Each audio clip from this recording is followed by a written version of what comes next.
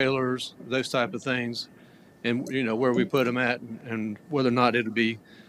I'm sure we could fix it where it could be out of sight, sort of fenced in or something like that with just some fencing. Um,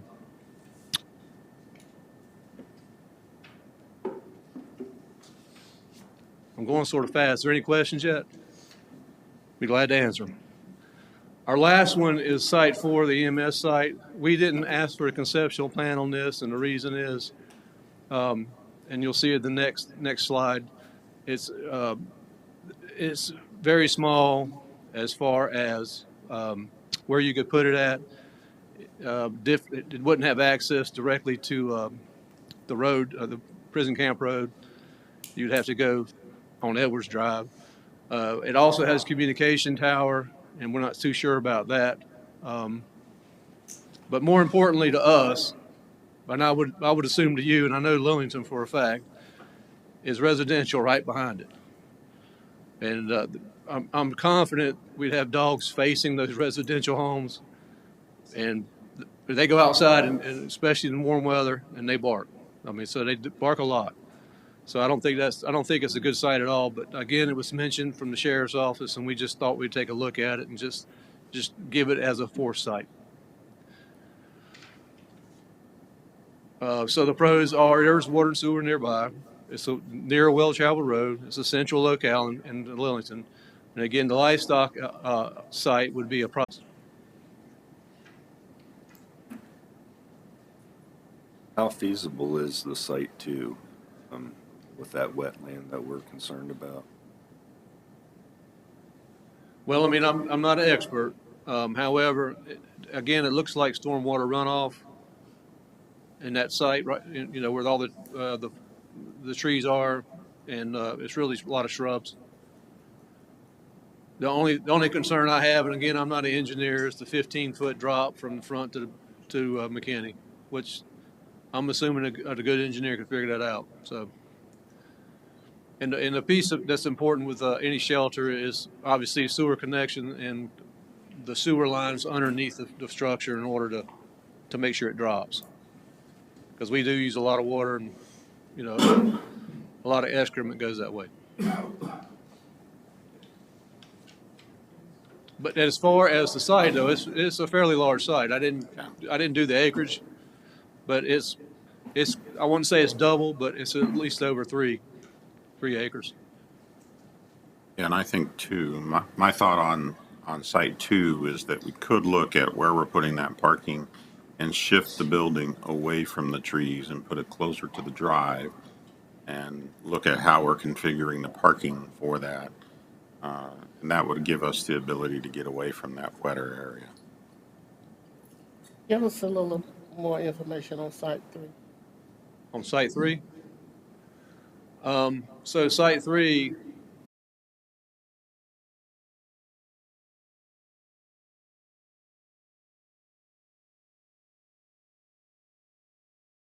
to ride by there, you'll see that property is above the road. So I don't know how that works, but it's a consideration.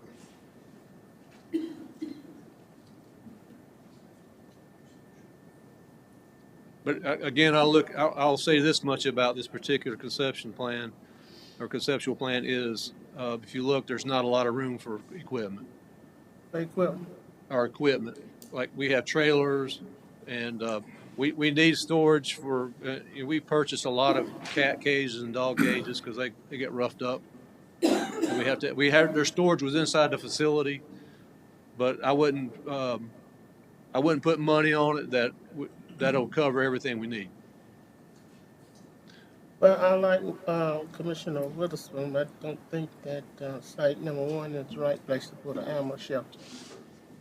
So at least that's the other 3 to decide which way it goes. I would eliminate 1 and 4. I'd still be a fan of 1 and 2.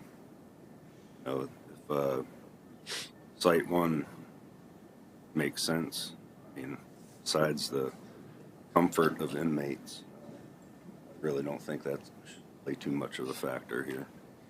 Maybe they'll want to not be in jail if they hear the dogs barking, keeping them up at night. I think Barry was saying that Site 4 would be a problem because of residential close by and dogs barking and whatever. But yet, we're saying, let's put it over there near the detention center so they can be disturbed. That makes no sense whatsoever. Well, their comfort doesn't outweigh the pleasure of the rest of the county, in my opinion. So, Well, they're human, They're still human beings. they're human beings. And then not only, it's not only for the prisoners, but you have staff there too. So you gotta consider the staff. I'd be That's open what for the site neighbors 2, do. though. I mean, I think 2 is probably one of the best ones that we can go with then, if that's the concern. Bring up number 2 again, please. I'm sorry, sir. Bring up Would you bring up 2. number 2? Number 2. Number 2 it is. No, I'm saying, would you bring up number 2 so I can? Oh, I'm sorry, I'm sorry. Barry made the decision. Get out of here for a change of mind. Man, you were ready for us to pick 2, it sounds like, huh? No, I mean, we like 2 too. I mean, I'd like to see more information on 2 versus 3, some conceptual drawings and that type of thing. I think you need more engineering information on 2 versus 3.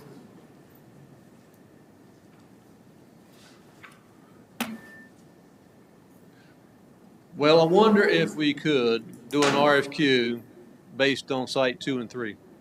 Yeah. And then we find our engineer, and then they're tasked with deciding or make a recommendation for 2 or 3. I'd go along I with can that. support that. Yeah. So preliminarily, we'll say if the board approves, to direct us to do an RFQ based on site 2 and 3. All right, 2 and 3. Consent agenda? Yep. Well, as we say, Madam Clerk, if you put that on the consent agenda, assuming everybody's good with that. I'm good with that. Thank you very much. All righty. Item number 4, discuss a request to accept the Neals Creek Park Master Plan that's been developed. Good morning, Commissioners, and thanks for the opportunity to come this morning to present this master plan for Neals Creek Park. I have John Blasco and Caitlin Gill with Withers Ravenel with me this morning to present the plan, but before I turn it over to them, just want to kind of give a quick brief history on Neals Creek Park and where it is, what it's been over the last 40 years. So Neals Creek Park was one of the first 2 parks we have in our park system. That and Barbecue Creek Park were both built in 79, 80. Both at school facilities, so we have a lease agreement with the schools on these properties to develop them and use them as parks. Many people have used these parks over the last 40 years for a lot of different ways, whether it's the church softball program, the Emergency Services League softball program. Lillington Rotary once held tennis tournaments there. Special Olympics has had events there. It's also been used as an overflow site for Campbell University's softball and tennis programs when they've had stuff going on at their facilities. And then, obviously the schools use it as their athletic facilities also. So Harnett Central High School and Harnett Central Middle, both athletic programs use these parks and fields for their sports also. Over the past 5 years, the park usage has changed a little bit less organized programming and a little bit more rentals. We have the youth sports programs in the county, or overall in the U.S. has changed quite a bit, a little less recreation, a lot more travel. So these travel people are obviously looking for places to have their events or practices, and obviously we get a little bit of revenue off of that also. Since the park was built, there's been 2 really big issues that we've had. The main thing being, first being access, to access both these sites, which is behind the Harnett Central High School and the middle school. Middle school we took over in 2018 is managing that too, but you have to go through the main entrance of the schools. So to even get there, you're going back, so there's no real visibility for either one. And then secondly, it's parking. There's really no parking at the middle school for these events, and then there's very little at the high school that is kind of in a bad area for where people park. You go check out a softball game out there, you have a good chance of your car getting hit if you don't park farther away. So those are things that we've obviously found in the research for the master plan, and John will kind of address those when he gets up here and talks. But obviously the park's changing, and the community around it is also changing. Y'all are aware of all the growth that we have out there, and so we're getting new citizens that are asking for new and different things. So this is kind of the time for us to look at this plan and say, all right, what do people need? Where can we go? And what. So we needed to get a professional in here instead of Carl coming up here and saying, hey, this is what we need. We wanted to look at a professional looking at it through the design and then also through public input to what people want. So this is a unique site. It is a shared facility with Parks and Recreation and the schools. So Withers Ravenel had the tough task of designing a park that is usable for our citizens, but also keep in mind the safety and the schools programming. Because people are going onto school campuses when they come to this park. So we want to make sure that there is that separation there. So John will kind of express that a little bit. I do think that what you're going to see is a good plan. I think that Withers Ravenel has done a good job listening to the stakeholders that we had in this group and the public input to give a future park that meets the majority, not all of what everybody wanted, but majority of what people want during that process. So I'll turn it over to John to give the presentation.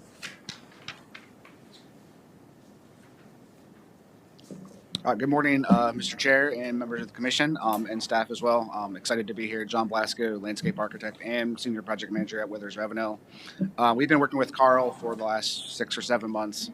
Despite what Carl says, this is his plan. This is what he wanted. No, I just, it's early in the morning. We gotta have a little fun, right? So we'll go through a couple things, site analysis, initial concepts, community engagement, master plan, cost estimate, and phasing plan. We'll kind of go through the process quickly, so we can spend our time actually talking about what the final recommendations are for this park site. So this is the park site as it exists today. Just to orient everyone, up in the upper left corner is 210. On the bottom of the screen, you've got Harnett Central Middle, and on the right-hand side, you got the high school. So kind of orient yourself. This will be the same view as we go throughout the plans. There's currently 5 ball fields, one dedicated for the high school baseball team, one dedicated for the high school softball team. Those are there on the left. On the right in the purple. And then the other 3 fields, which are, there's the one that's used a lot for rentals. There's the 2 that are dedicated mostly towards the middle schools. There is a multi-purpose field. Up in the upper top left corner, a lot of woods or some wetlands up there from what we can tell from just some initial mapping. So this is generally how the site looks today. As Carl mentioned, there really is no parking. There really is no access. So we're kind of set out to help fix that. So we ran through 4 alternative concepts in our process. You'll see them cycle through here, looking at different ways to arrange the park, trying to keep the same program. The 5 ball fields, trying to increase actually multi-purpose space, increase the parking, increase, we look for other opportunities to help bring in other program elements, playground, basketball, pickleball, disc golf, that sort of thing. But really went through this idea of trying to look at 4 different options, with the 4th option actually being, what if everything stayed the way it was and we tried to improve it upon that? So knowing that this is a pretty tall task to rearrange a field and keep it, or a park and keep it usable for all the different activities and user groups that are out there.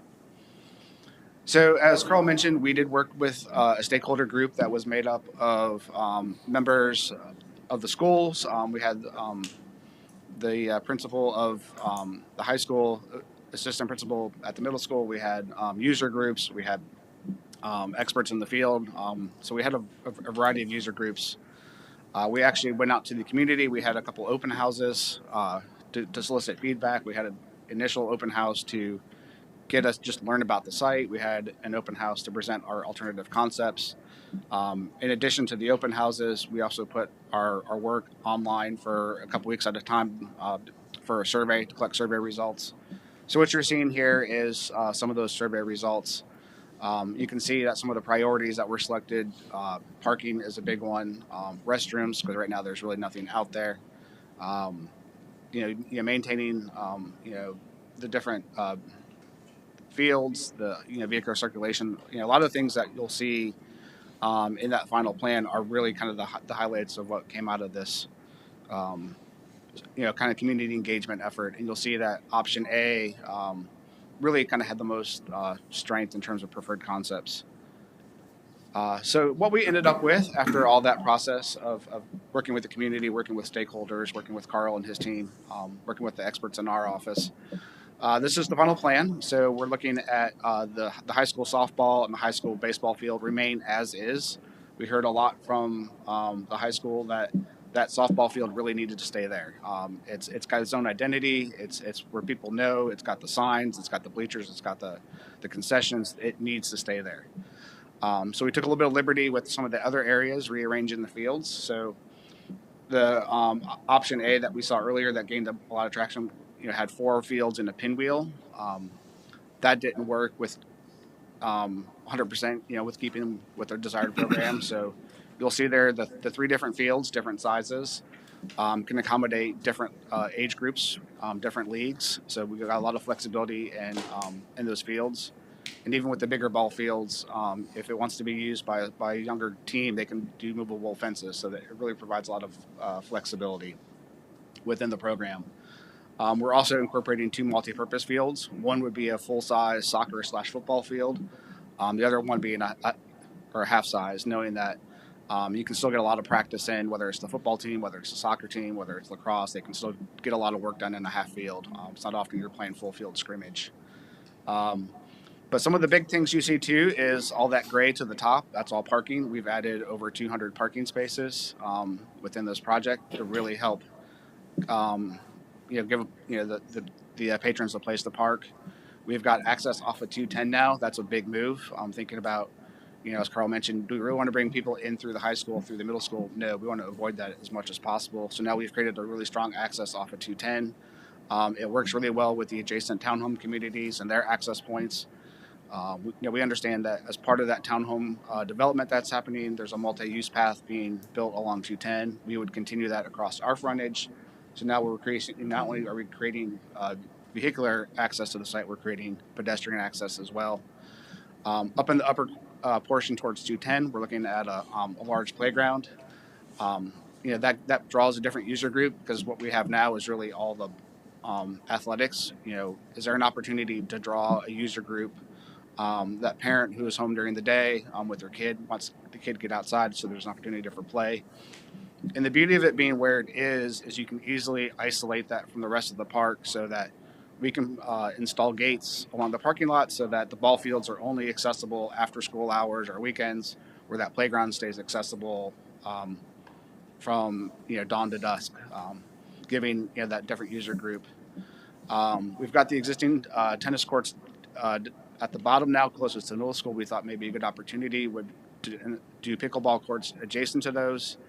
What that does is not only does it put like sports together, but it also kind of creates this barrier between the middle school and the ball fields and the rest of the park. So hopefully trying to alleviate some of those current concerns of cross access between the school and the park user group. So, and also just pushing the parking to the north really separates the park users from the schools. So thinking through it too, also while we are leaving the high school fields where they are and intact, we're trying to give them a little bit of improvements in their parking. Right now, folks don't park in that parking lot very well because they're afraid of foul balls. So what we're giving them parking a little bit away, so they can park, but also creating spots by the ball fields for team buses, for officials to park. So there is improved parking that is away from the foul ball concern. So we're trying to improve that parking as much as possible to alleviate some of those pressures. And then sort of in that middle space in between the high school fields and the rest of the fields, there's already generally a wet area. That creates a great opportunity for stormwater capture, for stormwater control. It also becomes an amenity to the site.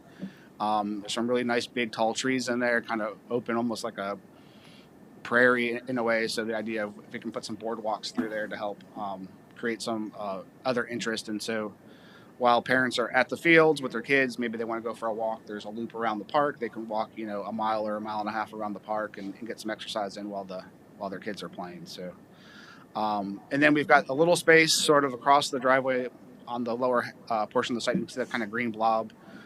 There's a good opportunity for a disc golf course there. It's open with some kind of sporadic trees.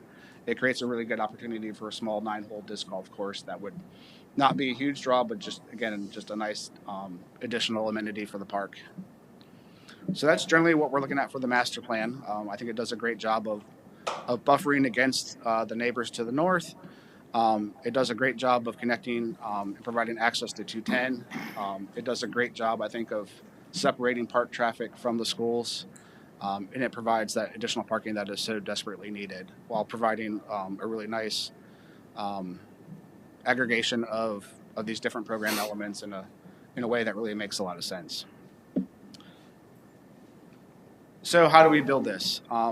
That's a lot of improvements. It's a big price tag. I'm not going to lie. $15 million. This is, again, high level estimate, very budgetary. We know that that's a big chunk to, pull off. So we looked at how can we phase this project. We looked at, 6 various phases that would, make it much more manageable and that we think that would work in a way that would still allow a lot of the function to maintain while we make the future improvements. So looking at phase 1, really thinking about that connection off of 210, which is so desperately needed, a playground space, a restroom building, shelter, some parking, and that gets you that first phase, which I think is easily doable without even affecting the operations of the existing fields or the rest of the park. And I will just mention that these dollar figures are pretty high level. We haven't done a detailed analysis. We don't have survey. We don't. Construction costs are going to vary over the course of, they've been varying like crazy over the last 5 years. They're going to vary like crazy with the next 5. So these numbers also take into account what we call soft costs, design and engineering, survey, geotechnical investigation, environmental investigation, all those things that go into more of that service focused and not just, construction. So it's kind of the all-encompassing budget.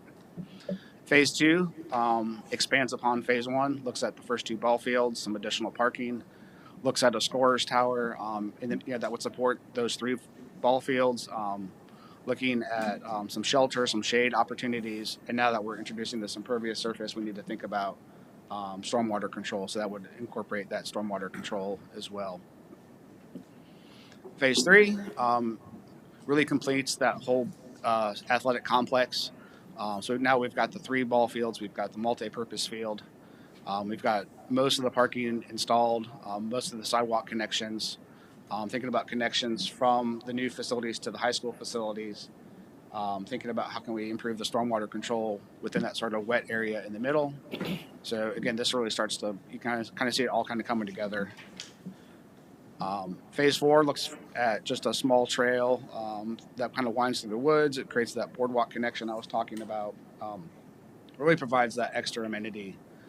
This is actually one of those phases that could be put off until the very end. It doesn't have to fall within this spot because it is just an extra amenity. And it's not tied to the infrastructure of the park necessarily. Phase 5 starts to look at kind of 2 things. One, the improvements to the parking at the high school softball field. That half-size multi-purpose field, and then we've also got the pickleball courts, the basketball court, some additional parking. So that's kind of what that ends up being. And then phase 6, which is our last phase, which is probably the lowest priority, is the 9-hole disc golf course. This could be installed at any time. It's low-hanging fruit. It's a low cost. Not going to be a huge driver of users, but again, it's a nice extra amenity for the park. So that brings us to kind of, how we got here, what the final plan is, and then how do we get this accomplished. So with that, I will be happy to take any questions. Questions for the gentleman? I have a question.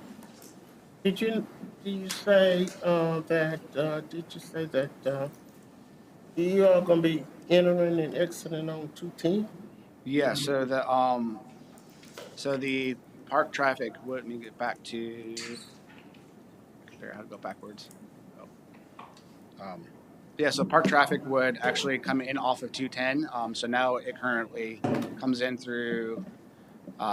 Through the high school, through the middle school. So we would actually have a new dedicated entrance off of 210 adjacent to those new townhomes that are currently under construction. Did you close off those other exits? Pardon? Would you close off all those other exits out from the would- school? We wouldn't close those off necessarily, but we would, because the school will still need access to those. High school, officials may need to come through to get to those fields. Team buses that are going to the high school fields may need that access. So we wouldn't close it off, but we would definitely sign it in a way so that it's not the main entrance. It's going to take some time for the community to learn where to go. Once they learn of the new entrance, that's where they're going to go because it's going to be easier. It's going to be more inviting. But I think we need to leave those other access points just for the schools to use, for emergencies, that sort of thing. But we would really dissuade it from the public use. Ms. McCoy, mostly we would just try to get park traffic to come off of 210. So it's just people using the park to come off 210. Everybody using the schools would still use the normal access points. Well, this sounds good, simply because I've never been in favor of coming in the back of that school. Entrance to those schools. I've never been in favor of that. Right. So, and I would hope that we would find another entrance for people entering that park. And now you say you got 1 to 10. Is that land already there? We have to purchase in the land for that. No, this everything that the Withers Revenue is showing on the screens is property that's already the counties or the Board of Education's that we lease from them. Okay. Sounds good. So obviously, big price tag on this, and we understand that. And there is a lot of, I think there's some padding in some of the stuff that we have just because we don't know what construction costs are going to be. There's also some contingency costs in there that John's built in if we have to redesign and stuff like that. So there may not be as much as it is. I'm hoping it is not as much as it is. I understand $15 million is a lot when you look at it. We built a lot of parks over the last 10 years, and we haven't spent that much money on all the parks that we built. So Amen. it is expensive, which obviously means that we're going to look at additional funding and everything else. We are also, the way it's phased is that this isn't like a normal park that we would go in and build. We have to look at what the programming is going on now. So we can't go in there and tear up ball fields and then the schools not have anywhere to play. So that's the way the phasing is kind of set up to where we're doing one thing. We're not doing it all at one time. We want to make sure that the high school, softball team still has a place to play. The middle school still has a place to play. So we have to do it in those phases. Obviously, it'd be a little bit cheaper if we went in and did it all at one time. But just for time frame and logistics, there's no way we could do that. So just kind of look. Before we'll still ask questions, but just kind of next steps where we're at here. Obviously, we want this master plan approved by you so we can kind of use it towards grants. That's a big part of where our grant funding comes from is we have to have an approval from the Board of Commissioners and our advisory committee. We'll approve it at our next meeting to kind of put that in the grant and show that you guys support it. It's not, your approval does not say that we're spending all this money on it. It's just saying that you approved the plan, how we presented it, and that we will look forward to it. Obviously, we'll have to go through the CIP process. This plan is in the CIP process, but not funded the way it's shown here. So we'll have to go back to the board with Lisa and county management before it comes to you guys and start looking at some additional funding in there. But that's kind of our next steps is to go ahead and get this approved by y'all, and then we'll start applying for grant funding to start with phase 1. Well, you're gonna have to have some grant funding because I don't see the layout of that land costing that much to rebuild it and engineer a new park and all of that. I'm very familiar with the park, and I've been complaining for many years about the entrance in the back of that school. So we'll see. I just hope you find the grants out there.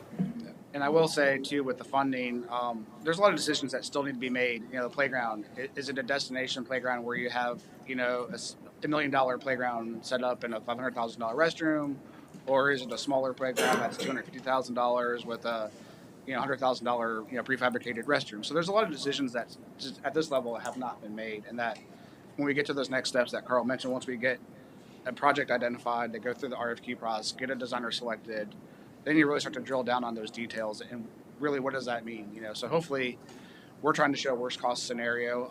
I'd much rather come back to you and say, yeah, we showed you $4 million on this piece. It's really going to be 3. I don't want to come back to you and say, we showed you 3. It's really going to be 5. So hopefully the idea is that we come down as we really dial that design work and that engineering into it. Okay, what's the pleasure of the board? Be in favor of Plan A. Sure. the proposed Plan A, I would be in favor of. I'm in favor of it. But continue to look for those grants. It's a lot of money to spend at Southside Park. So you need an approval here today, which will qualify you for the grant application. Yes, sir. So we're looking for you, approval on the agenda, next week to approve this plan, not funding for it or anything else. You're just approving this plan. Okay? Lou, you good? Yeah. Put it on consent agenda, Madam Clerk. Thank you. All right, thank you for your time. All right, item number 5, discuss a request from the Department of Social Services. Mr. Lasky. All right, good morning, everyone. There's 3 items I'd like to discuss for the DSS office. The first is that DSS is in need of some new positions to assist with Medicaid expansion. As you all may know, Medicaid expansion began December the 1st, 2023, and Harnett County was projected to have approximately 9,700 cases come into our office due to Medicaid expansion. Well, we're well over that number. In just 3 months, we have 10,142 additional cases in just 3 months. And with that being said, I had workers that, right now we have 27 income maintenance Medicaid workers, and those workers were averaging around 921 cases a month at the end of November. Currently, they've had 376 cases since the end of November added to their caseloads due to Medicaid expansion, and now we're up to 1,297 cases, so right at 1,300. We have tried to make some internal changes before I came and asked the board for additional positions. I met with Mr. Trout, talked to my staff, talked to my board. We looked at making some internal changes by taking our income maintenance caseworker ones. We reclassified all of the income maintenance caseworker ones to income maintenance caseworker twos. That way they can do every function that is available in Medicaid. They can take applications, they can process applications, and then they can also process recertifications. An income maintenance caseworker one could only do one function, either take an application or process that information. But now by reclassifying them, they're able to do all the functions in the unit. We paid for that reclassification earlier with Medicaid expansion funds that we received from the state. One good thing, any new positions or reclasses that we currently do, the county is reimbursed 75% by the state. Our reimbursement rate used to be 50%, used to be 50% state, 50% county. Since December 1st, that reimbursement rate has gone from 50% to 75%, and then the county's cost is only 25%. That includes salaries, benefits, everything. We also have, we do not have recommended caseload sizes for Medicaid like we do with our foster care and our child protective services. But what we have done, we've reached out to other counties to see what their numbers are. In some of the surrounding counties like Lee County, they have 850 cases per worker right now. Johnston County, they have 1,200 cases per Medicaid worker, and they're asking for new positions. And then Onslow County, they have 1,300 cases per worker, which is about where we are, and they're asking for new positions as well. A good number would be somewhere around 1,000 cases per worker. If we were able to get these additional positions, it would have our workers at around 1,097 cases per month. 1,097 cases, yes, per worker to complete. But also along with that comes the need not only for 5 additional workers for income maintenance. I also need some assistance with, we're monitored by the state, we're monitored by the feds. With the increase in caseload size, we need to make sure that our work is accurate, that our workers are working efficient. So we're also asking for 2 quality assurance workers that would go in and check behind each individual worker.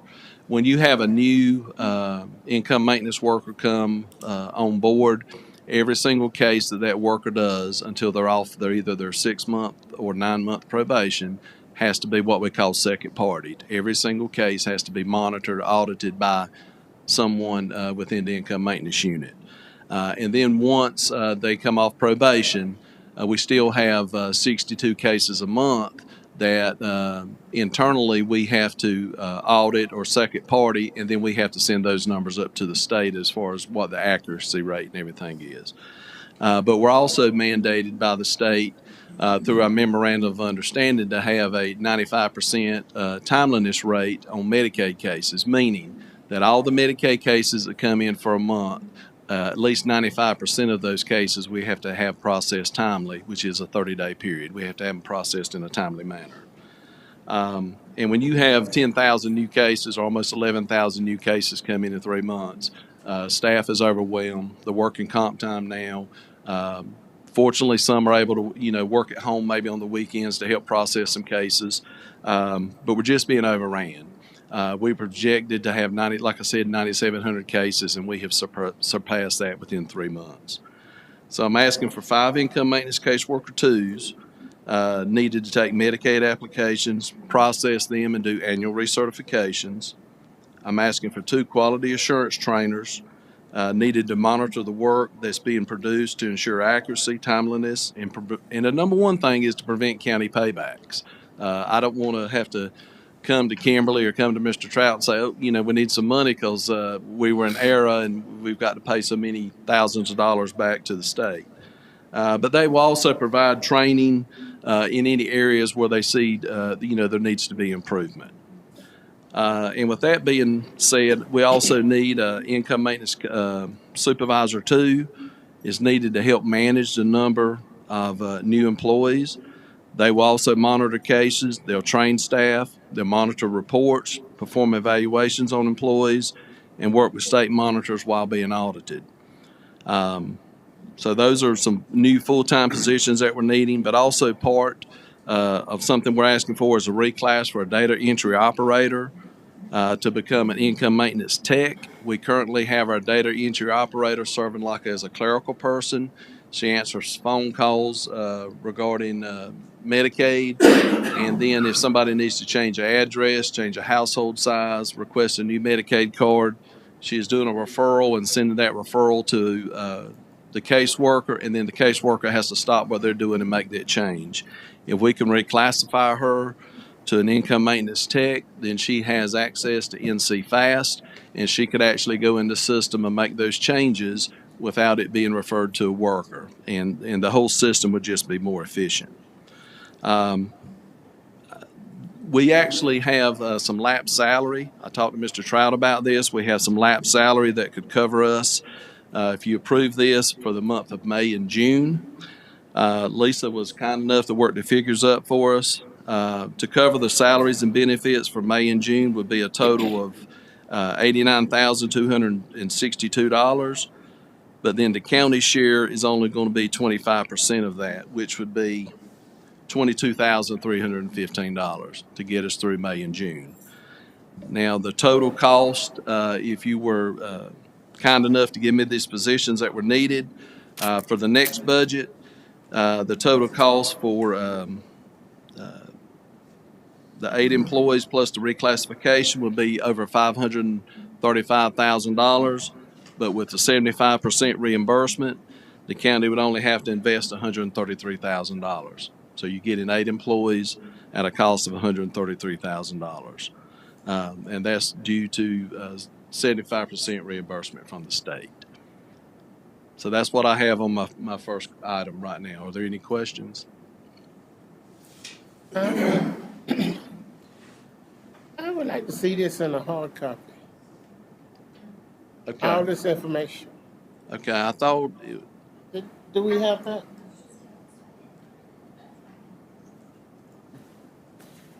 And the reason I'm asking I is turn, because if we do have it, okay. you do have it. I can print it for you. Okay, I would like to see it in a hard copy. And let me say this, I'm not trying to take up the whole meeting or whatever. I know how important it is for you to have the right staff for Medicaid expansion. This is something we have been working on for many, many years. Great benefit for our citizens. So I would love to see us, whatever, Ms. Kimberly, how would that affect our budget this year? We have to wait till June. No, ma'am, right now, it's stated that Lisa has verified, so if there are lapsed salaries remaining, that could go into cover that. We could kind of move some of that around. I think it would be fine for the remainder of the year. It's much needed. Much needed. I totally understand that. That's all I have. Any other questions? I'd like to first commend you and your team on everything that you've done. I know that y'all have rolled with the punches ever since this Medicaid expansion has first started to come up and kept pushing on and pushing on. I know that y'all are stretched thin and you really don't come to us unless you really need something. So with that, I'm going to make the recommendation to approve the request for the 8 positions plus the reclass. Is it the pleasure of the board to put it on the consent agenda for, Yes. okay. Madam Clerk, put it on the consent agenda, please. All right, thank you very much. The second thing I've also discussed with my DSS board, and I've also talked to Mr. Trout about, we moved over in that building in October of 1996. I will never forget that day. It was like going to the Taj Mahal. We were in 7 different buildings down in the town of Lillington, and I was actually at that time stationed where Safe is. I was upstairs in that brick house. And we're very thankful, for that building. But there are some things that I feel, as we're working to complete the second floor upfit, and we're into getting close to the bidding process with that. I also have to consider the existing building and the existing employees that basically will not be able to work, so to say, in the new part of the building that we're working to get completed. So what I'm wanting to do is to use some lap salary to install carpet, pull down wallpaper, and paint the walls where the wallpaper and everything's coming off. Mr. Trout and I talked about that. I think this is also reinvesting money back into the existing building.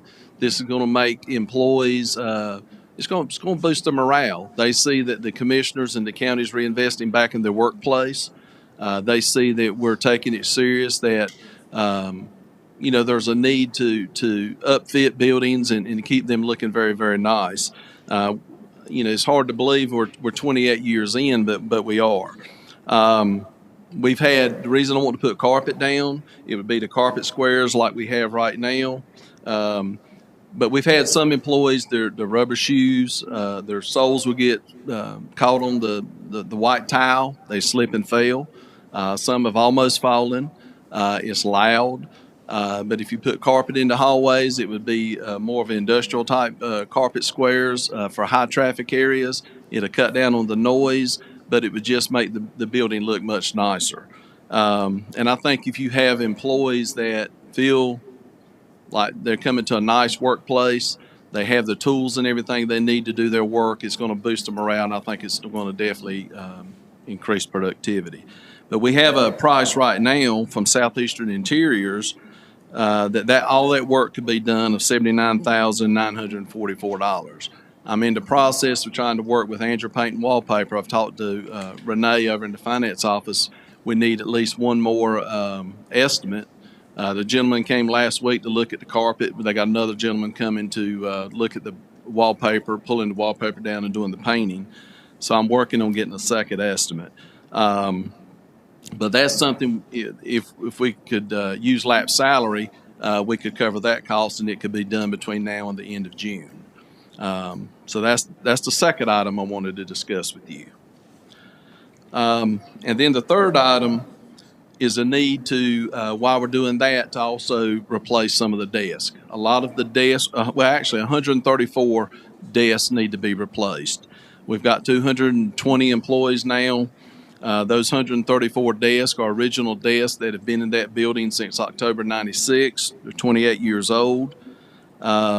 It's the original furniture. Tony Wilder got that furniture back in those days. The desks are scratched. broken. They've got tape on the edges. People have taken sandpaper and sanded the edges so it don't pick the clothes. There's pieces missing.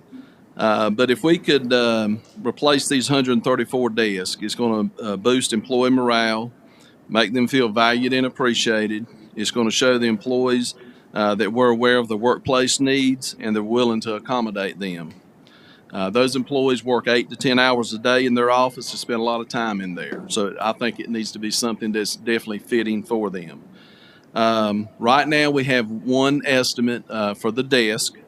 And with that, and that's through Office Value and Done. And to replace 134 desks, that would be a cost of $213,000. However, in talking to Tony West, if he was able to get the approval to move forward, he said he could get those desks at a cheaper price because we're ordering so many. But, you know, if we need to get an estimate on that, I could do that as well. But this is something that I'm putting in my budget for an expansion for next year's budget. You know, so this would be something that would take place starting in July. But with everything I've talked about today, I know tomorrow my group and the health department, we're going to meet with Rebecca from UNC. We're going to be working on our business plan. And, you know, for the last 2 years, we've been talking about the strategic plan for the county. But reinvesting back in our building and our employees and having a nice place to work helps lead to organizational excellence, which is goal 2.1, where we attract, retain, and grow high-performing employees. And, you know, that's part of the strategic plan. So I think everything fits together. So do you have any questions about anything so far? Have they completed the second floor? No, ma'am. We're right now on starting the bid process, hopefully in the next week or so. Yes, ma'am.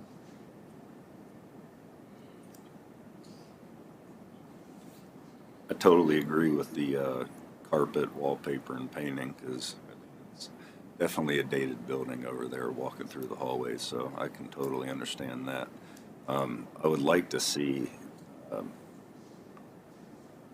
other bids on desk instead of a $1,600 per desk, especially if you're getting 130 for them. Hopefully we can work that down a little bit so you can get some more estimates on that and maybe negotiate out something a little bit better. Okay, and in talking to Tony West and when I talked to Renee up in finance, we were trying to see what is on state bid, and in talking with Tony West, state bid, the prices we have are actually below state bid. He said you could add 20 to 30 more percent for a state bid desk. But we found some that are actually a little less. I think they're around $1,400, and then a supervisor desk is like $2,200. But definitely we'll continue to look and get additional bids. I just wanted to tell you about state contract. So you're saying that the wallpaper and the carpet stuff, you can pay for that out of residual salaries?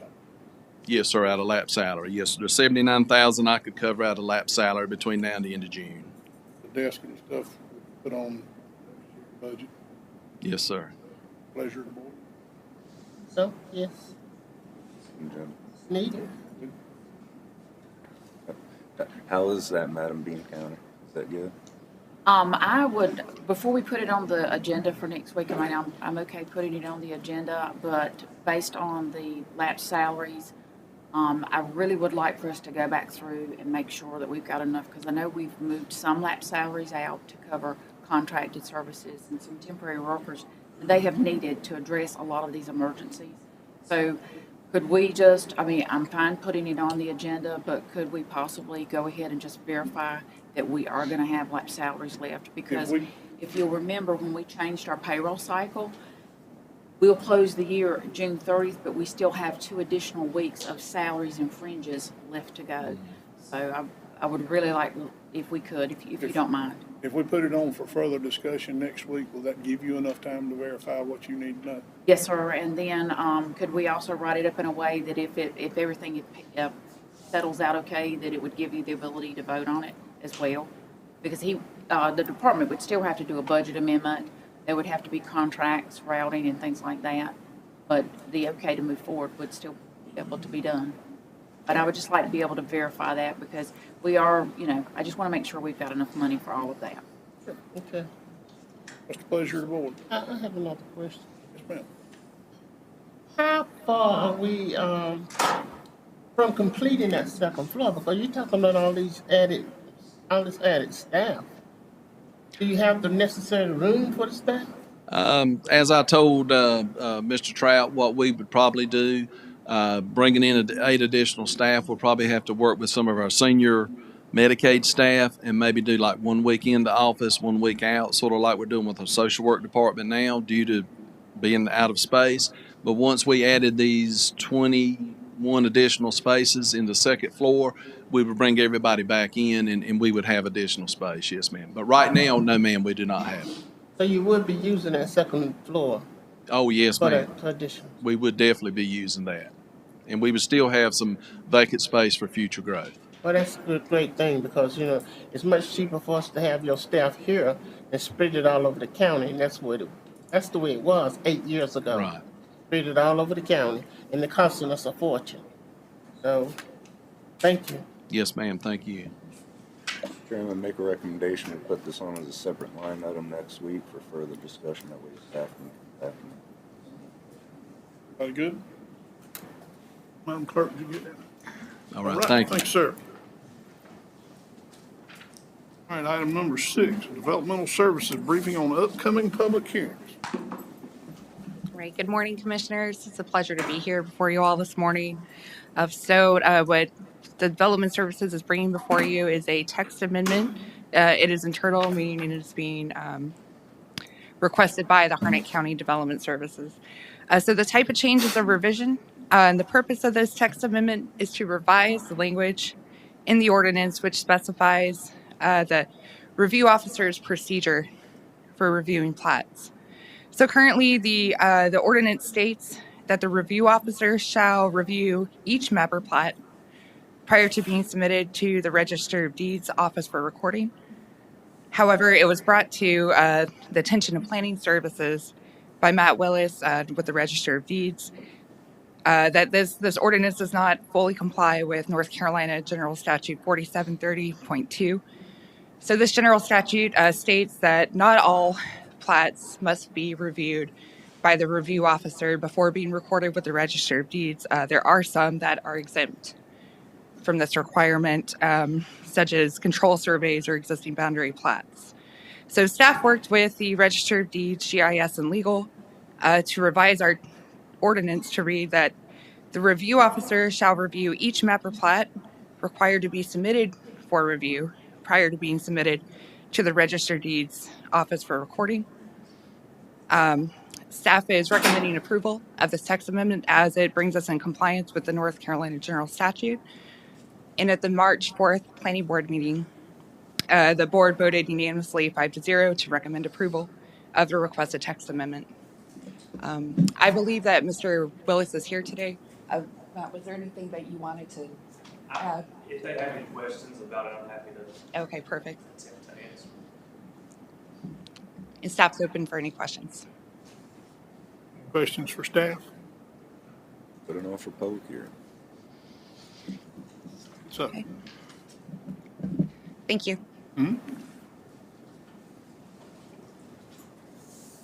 all right, item number 7, discuss a request for the approval of the fireworks application at Pyro East Coast, Inc. for Campbell University. Good morning. You've got most of it done for me there. What we're looking for is the approval of the baseball season fireworks. They'll be at the Belk track. It meets all the fire code requirements, all the fall zone areas, and we're just seeking your permission to approve the permit. For consent agenda. Put it on the consent agenda, Madam Clerk. All right. Thank you, Larry. Discuss a request for approval of the West area responding to EMS calls as first responders. All right. West Area Volunteer Fire Department, as you know, they covers 3 small areas in the southern part of the county for Harnett County. We actually contract with them for that area. What they'd like to do is start running the first responders. Basically what this is, these folks are trained to a little bit of a higher level for EMS calls, So they can get on the scene a lot quicker in most cases than we get an EMS unit there. They can do certain things. We'll train that staff. There's certain medications they'll be able to provide. We'll provide all that to them. It's no cost to the county or actually to the department down there, except for the traveling to the scene. It assists us a lot. We do have one other out of county, Cranes Creek, that does that for us, and we have several in-county first responders. It really makes a big difference when it comes to getting on the scene, especially cardiac issues and our overdose issues within the community. And they're not seeking any other funding for that. Questions? Put it on the agenda. Consent agenda, Madam Clerk. Thank you. Discuss a request to approve the contract with Martin Stearns and Associates CPA for the completion of the county's audit. Ms. Honeycutt. Yes, sir. Good morning, Mr. Chairman, members of the board. In accordance with North Carolina General Statutes 159, units of local government, are required to have an annual audit performed each fiscal year. And as such, the audit contract itself is required to be approved by the Board of Commissioners. So what you have before you is the audit contract, which will engage Martin and Stearns to perform the audit for fiscal year ending 2024. Put it on the agenda. Consent agenda, Madam Clerk. Thank you. Discuss the SRO contract with the town of Lillington. Thank you, Chair. The contract was prepared for the city of Lillington, or town of Lillington, as it relates to the SRO. They have two SROs, one at Shawtown Lillington Elementary and one at Star Academy. Presented this contract to them. I was informed by the town manager yesterday that the Lillington board considered this and made a decision to table. So I'll answer any questions that you have, but I haven't heard the details related to the concerns the town of Lillington has. So what we'd probably do is not have this added to the consent agenda for the next meeting until I hear back from the town regarding any issues or concerns they have. But I can answer any questions that you may have regarding it. Chief Powers called me about something to do with a cost of living raise issue that's in this. And Yes. I didn't get into the details with him. I can tell you a little bit about that. Not knowing exactly what cost of increase would be for service, we put a 3% increase each year, and that is the way the other towns are set up. Not knowing specifically, we allowed for a 3% increase. It may not cover specifically, but to do a long-term contract, there was no way to know exactly what that increase would be, so we just established it at 3%, knowing that would cover probably most of it, because we're covering both salaries and benefits of these employees. There might be a little bit extra that the town has, but to establish a set number in the contract, what they would receive, at least would be known that there would be an increase for them. You want to set it out 30 days and give Joseph time to? Well, I think I'll simply add it back to the agenda as is if there are no changes once I meet and discuss it with him. If there ends up being changes, I'll bring it back to a work session. You just need us to table it today? Or? Yeah, well, don't need to take any action. Okay. And I'll bring it to the agenda when we're ready to consider it again, either as a work session item or as a action item. Okay, sounds good. We'll move on to item number 11. Discuss the furniture donation from Southeastern Interiors for the Jetport. Thank you, Chairman. Through the gracious consideration of Jerry Milton and Southeastern Interiors, he's offered to donate the furniture for the conference room on the lower level at this facility, the new Jetport terminal. It will be for the main conference table and 10 chairs. I'm getting to the actual item. It's 11,000 and something item, but it's his donation, and we need to have the board make a motion to accept the donation of that furniture. I would like to see it put on the consent agenda to accept. Yeah, Consent agenda, Madam Clerk. and we thank you. Yeah, we thank him. Item number 12, discuss the legislative priorities. Mr. Trout. Thank you, Chairman. So today I bring before you the legislative priorities draft. Through discussion with our lobbying team and staff, we have brought forward the language that you see. Most of it actually is similar to the previous year. We did eliminate a couple of items. They're actually been completed, and so they were removed from the list of items. And so it's a little bit smaller this time around, but it is very similar to what we approved last time. Updated a few numbers as it relates to our growth factor and so forth. And so if there are any questions regarding the language, I will introduce Scott Laster. He is the managing partner of Kairos. Chris Stock, who is general counsel for Kairos, and then KJ Stansel. So they're here, and Coley and I went and met with them in their office about a month and a half ago, went through this document.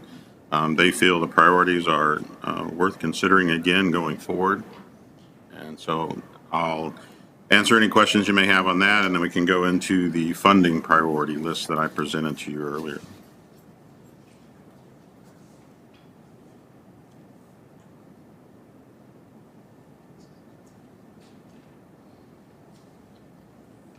Okay. I gave to you a copy of the particular projects that we've been considering out of our CIP from the that we approved this year. This list of items is items that we consider to be high priority projects. However, you can tell we have a lot of projects and not likely to get the funding for all of them. So what I would like to have is each of the board members, if they could, prioritize their top 5 projects.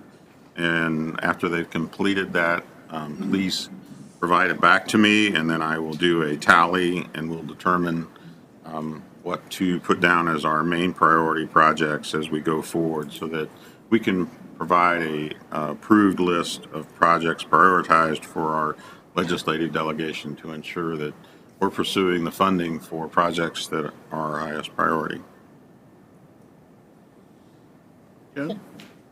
Can I ask a question? Sure. You said this is for the legislature funding. Am I correct in saying that? Yes, sir. So we have grant writers? Yes, we have access to. They're writing the grants? Right, and we'll provide detailed descriptions to our legislative delegation related to these items. These are just the titles for these particular items, and we'll provide a narrative that goes to them so they can better understand in detail what the funding would be provided for if we were to have our project approved for funding from the legislature. So can we list them by priorities, number-wise? Yes, if you would, please list the priorities like 1 through 5 that you would Right. have, and then I can compile that so that I can have a good, clear list from the full board as to what the priorities are. And I'll email this to Commissioner Brooks Matthews so that he can provide his input as well. Yeah. All I have. Okay. Also under that same item is discussing 100% total and permanent disabled veterans tax exemption. Yes, sir. So this issue was brought forward by Mr. Adams at another location, and Commissioner Nickel asked that it be put on as a specific item. Some research was done as it relates and sent out to the board as it relates to how much the cost would be if we were to look at considering this 100% exclusion. At 100% exclusion, the value that would be, I should say, the funding that would be lost is 3.7 roughly, in 3.7 million. And if it were to be 50%, we're looking at about 1.8 million that would be lost. A significant adjustment that would occur for us that relates to our revenue for our projects. Obviously, if this were approved by the legislature, which is where it would have to be approved, this would be a big hit for our budget. So we would have to look at what changes would be necessary if we were to do so. But obviously, these amounts can be adjusted, and we can look at other types of, if we support and feel that they want to have this as a legislative priority, we can adjust the number that would be supported in order to make this a better benefit for them from where it's at now to the 100% and determine what makes sense for us and what makes sense for the right amount. Mr. Adams' statements are true that as we do our revaluations, that exclusion goes less and less as far as a percentage of the amount that they're actually seeing. So changing the number in any way would benefit them. Trying to find that balance of our funding needs and supporting our veterans for this particular, or disabled veterans for this particular issue. So that's my comments, and I'll answer any questions you may have. And also, Christine Wallace is still here, so if you have any questions for her regarding this, she's available. I have a question. Now, I want to make it very clear. Any decrease we can give to veterans, I hope we can work that out.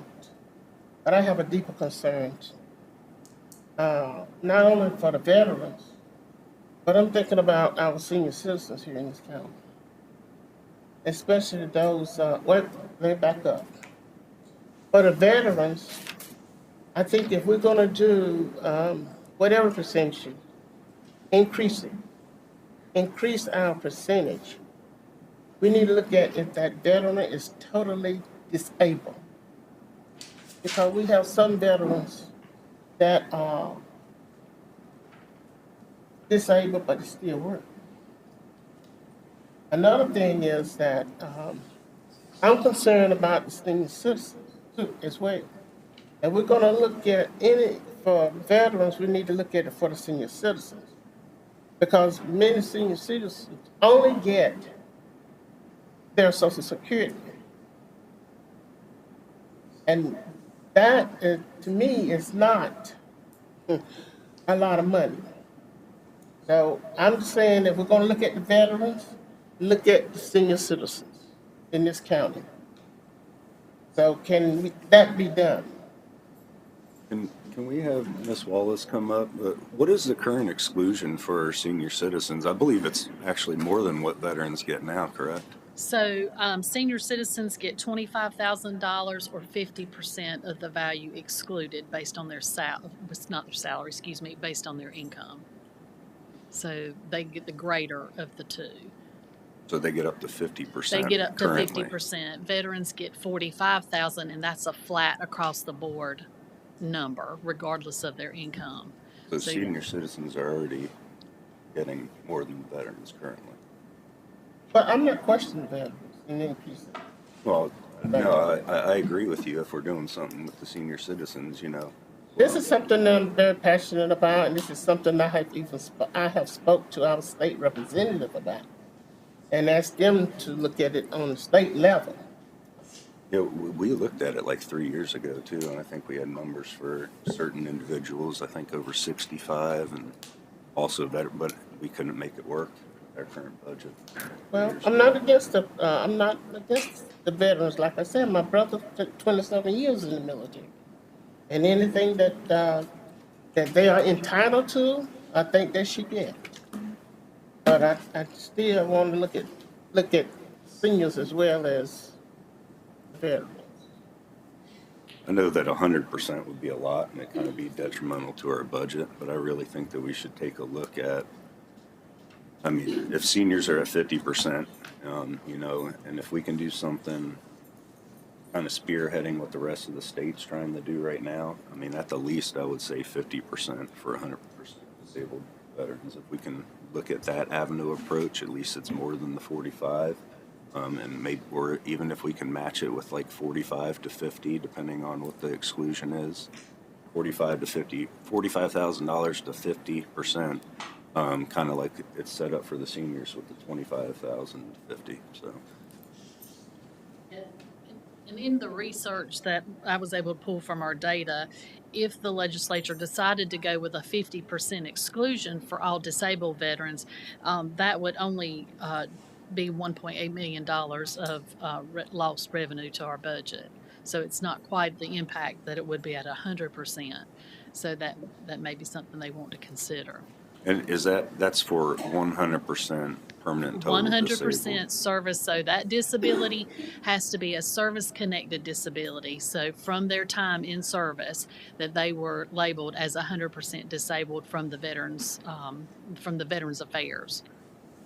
That makes sense to me. And there's a big comparison there between the senior citizen and the veteran citizen.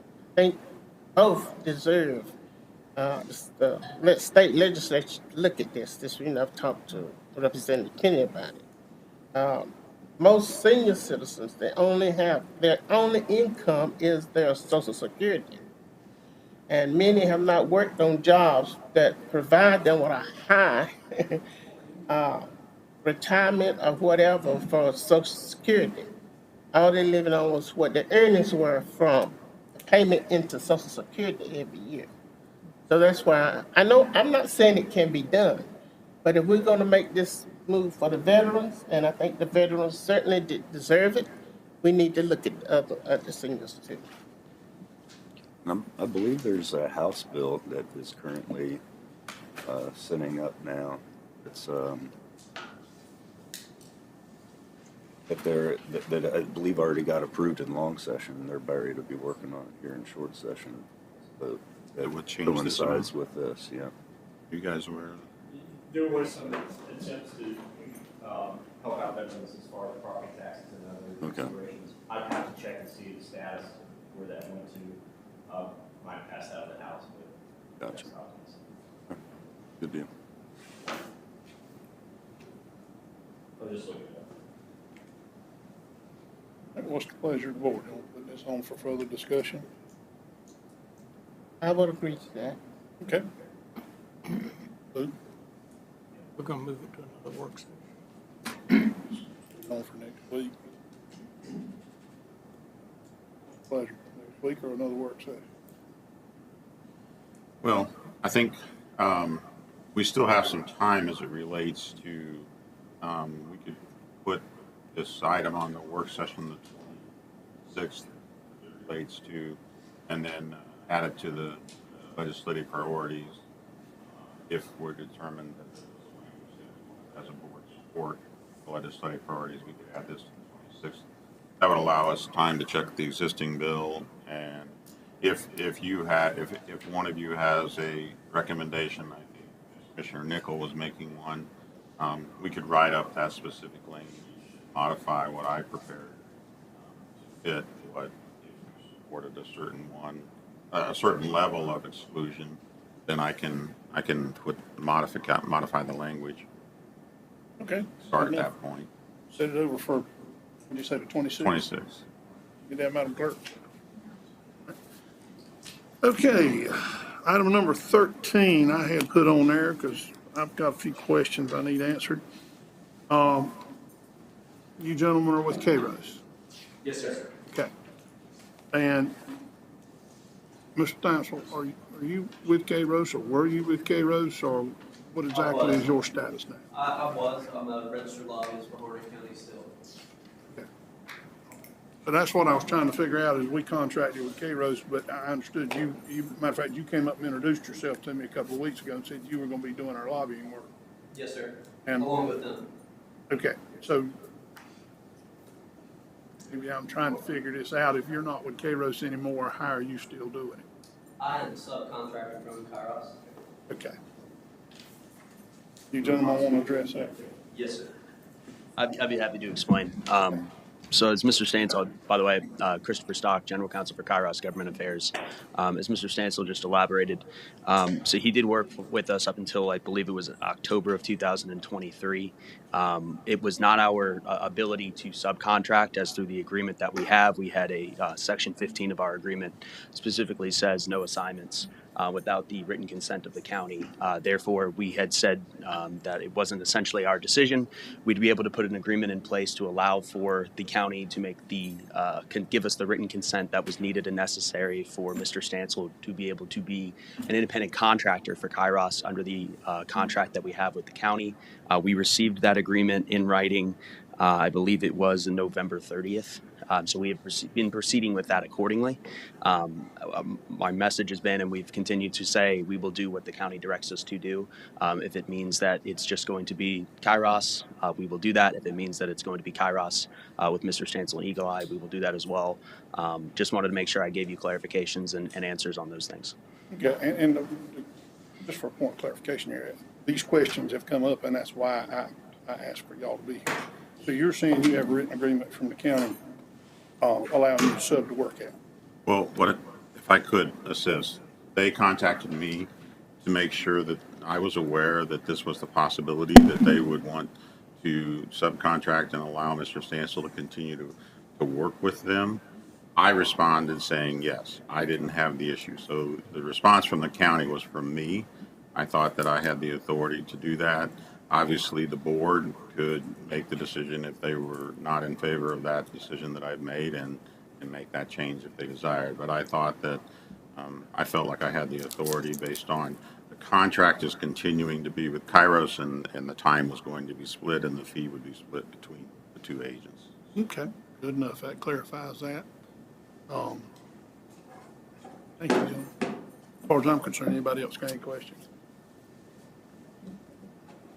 Thank you. Okay, thank you. All right, view applications of boards and committees.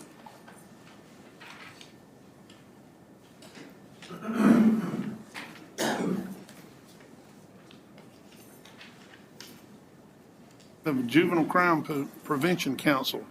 There are 2 vacancies on the board. The vacancies are not district sensitive, but are position specific as a county commissioner appointee.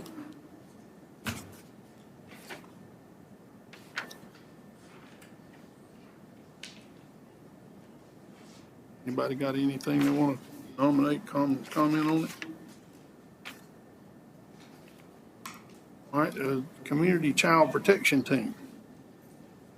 We received the following recommendations for appointment: Wayne Coates or other designee of the Harnett County Sheriff's Office, Thomas Hill or designee from the Family Advocacy Program, Fort Liberty, Suzanne Rodriguez or designee as Executive Director of SAFE, Mary Spell or designee as representative from the MCO Sand Hill Center, and Tara Fish as an optional member of the Harnett County Partnership on Children.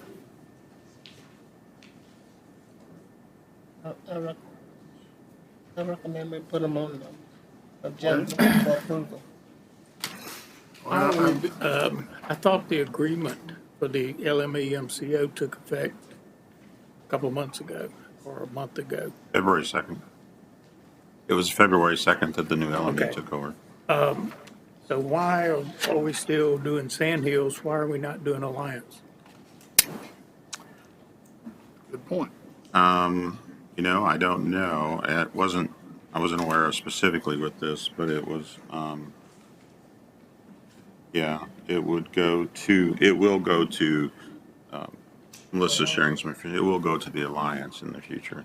We'll need to contact them. Yeah, it says switching to Alliance here in the, They may have made that recommendation prior to the switch, as far as when they went through these. We were probably still with Sand Hills, and they sent it to us, and now the switch has occurred. So we'll just need to circle back on that. yeah, I've got no issues with it besides the designee for, Okay, so we're moving to approve all of these with the exception of the representative from the MCO. Is that your motion? Yes. Oh, well, I'm sorry. That is what we're recommending. That's recommendation. Is that the pleasure of the board? Yes. Okay. All right. We'll put that on consent agenda, Madam Clerk. All right. Item number 15, the county manager's report. Chair, I guess just as an FYI to the board, we're deep into the budget process. I'm meeting with the various departments right now. I actually have 16 different budget meetings this week with department directors as we work through their specific line items, obviously, and then we'll have another 8 or 9 after that in the last week of March. So we're working hard. So if you happen to contact me, send me an email or a phone call. I'm probably in a budget meeting. I'll get back to you as soon as I can. Okay. We need to discuss. Oh, wait. Chair, excuse me, just a second. I got reminded that we had some information from the DOT related to resolutions to have some subdivision roads added to the state's secondary road system. See that on the back, and if you're okay with those, move those to consent. We are. I am. Everybody else good with them? So move, Madam Clerk. All right, that should take care of down to the 16, closed session. Move the board go into closed session for the following purpose: to instruct the county staff concerning the position to be taken by the county in negotiating a contract for the acquisition of real property. This motion's pursuant to NC General Statute, Section 143, 318.11A5. Second. Motion has been made properly second. Is there any further discussion? Hearing none, all those in favor say aye. Aye. Opposed? Next.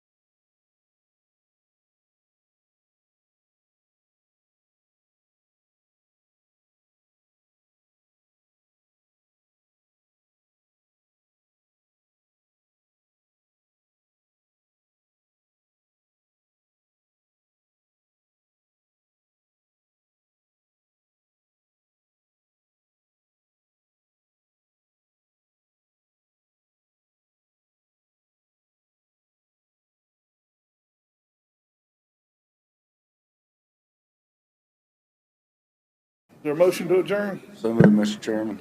Second. Motion made, properly seconded. All in favor, stand up and go home. Aye.